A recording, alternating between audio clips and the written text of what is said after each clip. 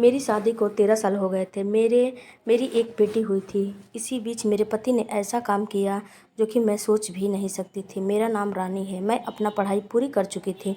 तब मेरी mummy papa ने मेरी शादी कर दी है। मेरे पति का नाम सोहन है। मैं और सोहन काफ़ी अच्छी ज़िंदगी बिता रहे थे। मेरे परिवार में सभी लोग थे। भरे पूरे मेरे परिवार थे। मेरे परिवार में मेरे जेठ, मेरी जेठानी, मेरा देवर जिसकी अभी शादी नहीं हुई थी। जब मैं शादी करके अपने ससुराल आई थी तो मेरे ससुराल वाले मुझे काफ़ी प्यार करते थे। मेरा पति एक प्राइवेट जॉब करता था जो कि कोलकाता में करता था। कुछ दिनों के बाद जब हमारी बेटी हो गई तो हम भी वहीं पर शिफ्ट हो गए और मेरी बेटी और मेरा पति हम तीनों काफ़ी हंसी खुशी से रहते थे। मेरी बेटी जब 4 साल की हो गई थी तो हम दोनों ने उसका एडमिशन करा दिया वहीं कोलकाता के एक स्कूल में। मेरी लड़की धीरे धीरे पढ़ना शुरू कर दिया और जब वो 7 साल की हो गई तो वह 1 में चली गई थी। उस समय मेरे पति का आदत मुझे अच्छा नहीं लगता था।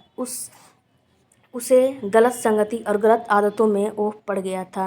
मुझे भी समझ में नहीं आ रहा था। सुबह में उठता और मुझे कुछ बोले कुछ बताए बिना ही नहाता धोता और मैं उसके लिए टिफ़िन लगाती, खाना लगाती और सुबह के 7 से 8 बजे के बीच में निकल जाता, जबकि उसका ऑफ़िस 10 बजे का हुआ करता था। यह बात मुझे समझ में नहीं आ रही थी कि मेरा पति ऐसा क्यों कर रहा है। उसे कुछ पूछो तो बिल्कुल ही मेरे पर चिल्लाने लगता था। मैं बिल्कुल परेशान हो चुकी थी कि यह ऐसा क्यों कर रहा है। धीरे धीरे इसकी आदत में जो चेंजेस आ रहे थे उससे मैं परेशान हो चुकी थी और सुबह तो जल्दी जाता लेकिन रात को भी जल्दी नहीं आता। रात को 9 से 10 कभी कभी 12 भी बज जाते थे उसको आने में। मैं उसका घर में बैठकर अकेले ही इंतज़ार करती, बेटी को सुला देती और अपने बैठ के इंतज़ार करती। जब आता तो मैं उसके लिए खाना लगाती तो बोलता कि मैं खाना खाकर आया हूँ बाहर से।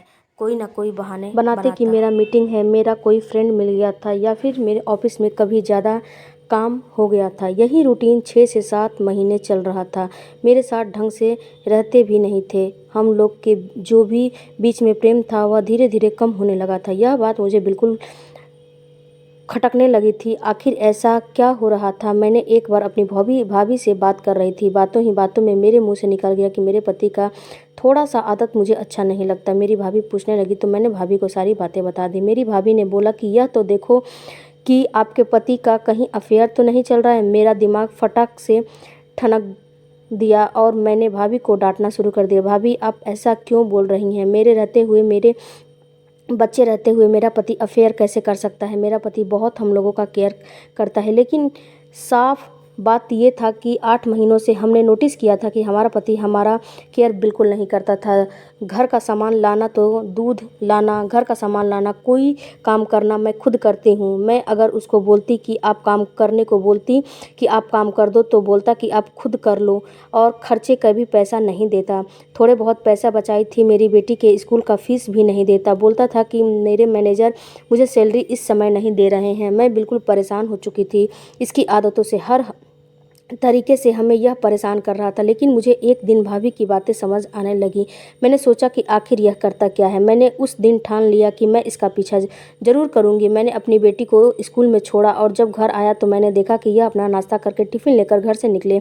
मैं इनका पीछा करना शुरू कर दिया। यह हमारे पास की एक गली में घुस गए और एक मोहल्ले में एक घर था वहाँ पर उस घर में घुस गए। लेकिन मैं उस घर में कैसे जाऊं यह तो मुझे पता नहीं था। मैं उस घर के दरवाजे के पास खड़ी थी। मुझे कुछ समझ में नहीं आ रहे थे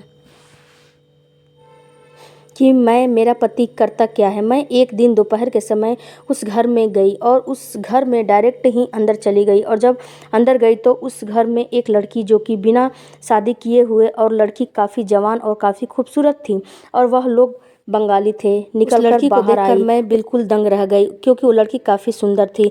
मैंने उस लड़की से पूछा कि क्या तुम अकेली रहती हो क्या। इस लड़की ने बताया कि हाँ मैं अपने घर में अकेली रहती हूँ, मैं यहाँ पढ़ाई करती हूँ। मैंने अपने पति का फ़ोटो दिखाया और पूछा कि इस आदमी को आप जानती हैं क्या। वह हैरत होकर मुझे देखने लगी और बोली कि आप इनकी कौन लगती है। मैंने उसको बोला कि यह मेरे दूर का रिश्तेदार लगता है। मुझे किसी ने बताया कि वह यहीं पे रहता है।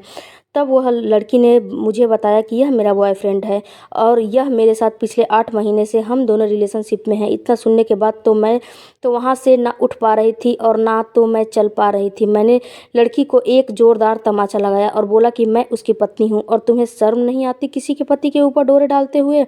उसके बाद उस लड़की ने मुझे डांटा और बोला कि सबसे पहले आपको अपने पति को समझाना चाहिए कि आपका पति मेरे पीछे पड़ा था और उसने ही मुझे फंसाया है। उसने मुझे यह भी बताया कि उसकी एक बेटी और एक पत्नी है, लेकिन मैं क्या करूं, जब हम दोनों रिलेशनशिप में थे तो मैं उसके बच्चे की माँ बनने वाली हूँ। अब मैं कुछ कर नहीं सकती और मैंने उसको मना किया था, लेकिन उसने नहीं माना।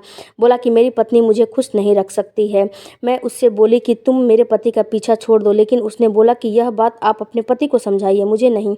वहाँ से जैसे तैसे घर आई। जब मेरा हस्बैंड रात को 12 बजे घर आया तो मैं बोला कि आप इतनी रात को घर रोज़ क्यों आते हैं, क्या बात है, मेरे पीठ पीछे आप कर क्या रहे हो। लेकिन उसने बोला कि तुमसे मुझे बात नहीं करनी है, कोई दिलचस्पी नहीं है, तुम मुझे बातें मत करो, तुम यहाँ से जाओ। मैंने उसको एक ज़ोरदार तमाचा लगाते हुए बोला कि धोखेबाज कहीं की, तुम मुझे धोखा दे रहे हो। तो उसने मुझे चीख चीख के बोलने लगा कि हाँ, मैं तुम्हें धोखा दे रहा हूँ और मैं तेरे साथ नहीं रहूँगा। मैं जब रहूँगा तो उस लड़की के साथ रहूँगा और उसकी के साथ मैं शादी करूँगा। और जब सुबह हुआ तो मेरा पति अपने घर से सारा सामान उठाया और उसके घर चला गया और शादी कर लिया और लाकर मेरे सामने खड़ा कर दिया और बोला कि देख, मैंने इसे शादी कर लिया और अब तू अकेले ही यहाँ मर।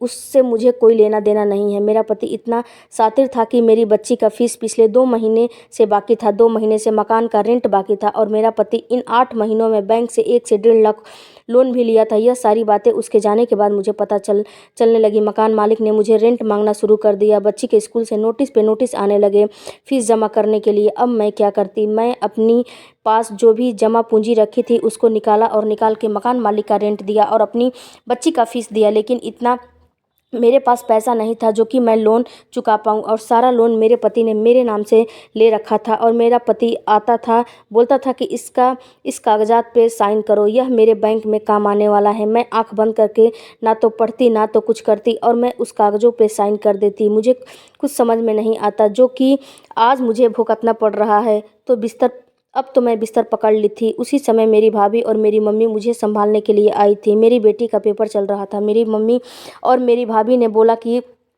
कम से कम इसका पेपर तो ख़त्म हो जाए। सभी लोग मुझे संभाल रहे थे, लेकिन मैं एक अभागन क्या करती, तो करती ही क्या। दिल पे पत्थर रख के बिस्तर पकड़ के रोए जा रही थी। मेरी भाभी मुझे समझा रही थी, संभाल रही थी, मेरी बेटी को संभाल रही थी। इतने में देखते ही देखते मेरी बेटी का परीक्षा भी ख़त्म हो गया। मेरा भाई वहाँ से लाया और मुझे ससुराल लेकर आया। जब मैं ससुराल में आई तो सभी लोग मुझे ही दोष दे रहे थे। इसकी गलती है होगी जिससे कि इसका पति ने इसे छोड़ दिया है।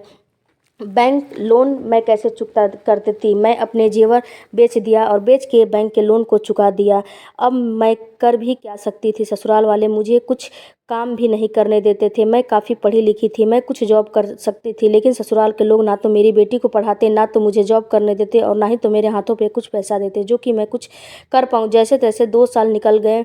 यह सारा काम कर रहे थे मेरे मायके वाले, मेरी बेटी को पढ़ा रहे थे और जो भी छोटे मोटे मुझे खर्चे थे वह चला रहे थे। लेकिन वह कहते हैं ना कि जब समय ख़राब हो तो कोई अपना भी काम नहीं आता है। मायके वाले भी आखिर कब तक मेरे काम आते। अपना धीरे धीरे हाथ खींचना शुरू कर दिया और वह लोग भी बोलने लगे कि अब तुम्हें कुछ करना होगा, आखिर हम लोग तुम्हारे लिए कितना करेंगे। और मैंने बोला कि मैं मायके में ही रह लेती हूँ। लेकिन बोलते हैं ना कि माँ बाप को तो बस इसी की पड़ी रहती है कि मेरा इज्जत न चला जाए। मेरी मम्मी पापा यही बोल रहे थे कि बेटी, समाज के लोग क्या बोलेंगे, इसका पति इसे छोड़ दिया है इसीलिए यह मायके की दहलीज पर रहती है और तुम्हारी भाभी भी हमारे जाने के बाद तुम्हें इस घर से निकाल देगी। इससे अच्छा है कि तुम ससुराल में ही रहो। ना तो मायके के लोग सपोर्ट किया, ना तो ससुराल वाले सपोर्ट कर रहे थे। आखिर मैं जाऊं तो कहाँ जाऊं। मैं ससुराल के जख्मों से बिल्कुल तंग आ चुकी थी। मैंने एक दिन फैसला किया कि मैं ना तो मायके जाऊंगी और ना तो ससुराल में रहूंगी। अपनी बेटी को उठाया और थोड़ा बहुत जो जेवर था उसको उठाया और मैं लखनऊ चली आई। मैं लखनऊ आकर अपने थोड़े बहुत जो जेवर थे उसको बेच दिया। बेचने के बाद मैंने एक मकान किराए पे लिया और सोचा कि जब इस दुनिया के लिए मैं बनी ही नहीं हूँ, जब मुझे समाज इतनी गंदी निगाहों से देख रहा है और जब खुद के मेरी मम्मी पापा भी यही सोचते हैं कि तुम मेरे घर आओगे तो यह समाज क्या कहेगा, तो मैं क्यों किसी से अपना रिश्ता रखूं।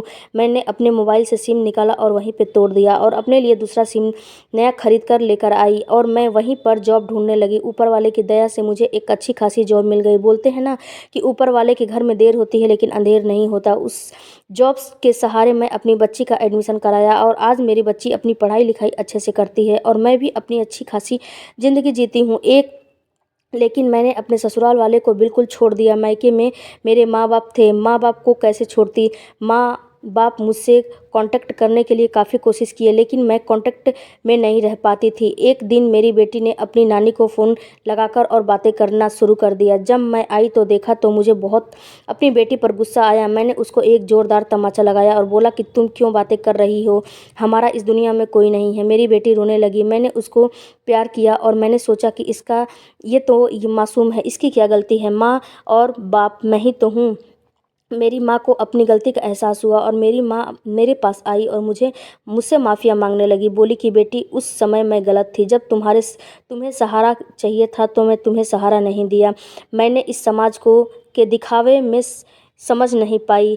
ना तो किसी को जीने देता है, ना तो किसी को मरने देता है। अगर आप सही करोगे तो भी समाज हंसेगा, गलत करोगे तो भी समाज हंसेगा। इसीलिए आपको करना है वही करे जो समाज की परवाह किए बगैर आप वही करे जो आपकी बेटी के लिए सही हो। बेटी को किसी भी प्रकार की कष्ट हो, तकलीफ़ हो तो उसको आगे से आगे उसकी तकलीफ़ सबसे पहले दूर करने की कोशिश करिए, ना कि उसको और उसे कष्ट और दुख में धकेल दीजिए। देखते ही देखते अपनी जब से छोटे छोटे बचत मैं करके एक फ्लैट भी लखनऊ में ख़रीद लिया और जो मेरे हस्बैंड था उसको ऊपर वाले ने बहुत ज़ोरदार तमाचा मारा। उसकी पत्नी जो गर्भवती थी उसका बच्चा 9वें महीने के बाद हुआ और वह ख़त्म हो गया। उसके बाद उसकी पत्नी भी उसको छोड़ दी क्योंकि मेरे पति की जो आदत गंदी थी अफेयर करने का, एक लड़की छोड़ो दूसरी लड़की को पकड़ो।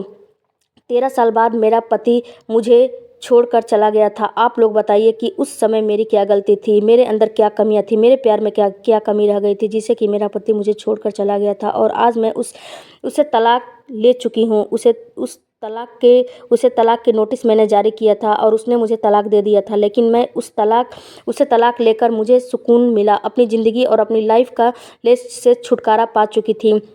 सभी लोग बोल रहे थे कि दूसरी शादी कर लो, लेकिन मैं अपनी लाइफ में अब कभी भी दूसरी शादी नहीं करूंगी क्योंकि मेरे पहले पार्टनर ही मुझे खुश नहीं किया, मुझे धोखा दे दिया तो दूसरा क्या करेगा। और मेरी बेटी, दो ही लोग मेरी दुनिया है और यही लोग मेरी ज़िंदगी है। इस कहानी से आप लोगों को क्या सीखने को मिलती है मुझे कमेंट करके ज़रूर बताइएगा। मिलते हैं।